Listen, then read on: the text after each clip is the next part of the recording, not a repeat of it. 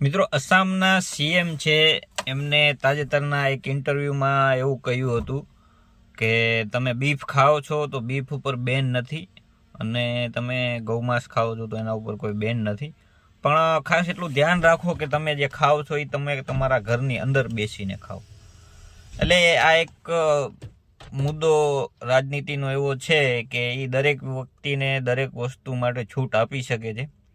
અને ઘણી વખત આપણે એવા બયાનો સાંભળ્યા પણ છે, અને આસામની અંદર આ વસ્તુ અત્યારે જાહેર કરી દેવામાં આવી છે. સ્વાભાવિક વસ્તુ છે, ચૂંટણી છે એટલે કોઈ પણ નેતા ગમે તે પોતાનો મંતવ્ય આપશે, અને પબ્લિકને જેને જેવી ઈચ્છા છે એવું કરવા દેશે. એનું કારણ એક એ પણ હોઈ શકે કે ચૂંટણીમાં એ કોઈને પણ દૂર થવા દેવા ન માંગતા હોય, અને ક્યાંક ને ક્યાંક આમાં હિન્દુઓની લાગણી છિન્ન ભિન્ન થતી હોય છે. અને અવારનવાર હિન્દુઓની લાગણી ઉપર તો સરકાર પહેલેથી ઘા કરતી આવે છે અને કરવાની છે. કોઈ બી પાર્ટી કોઈ પણ ધર્મની સગી હોતી નથી.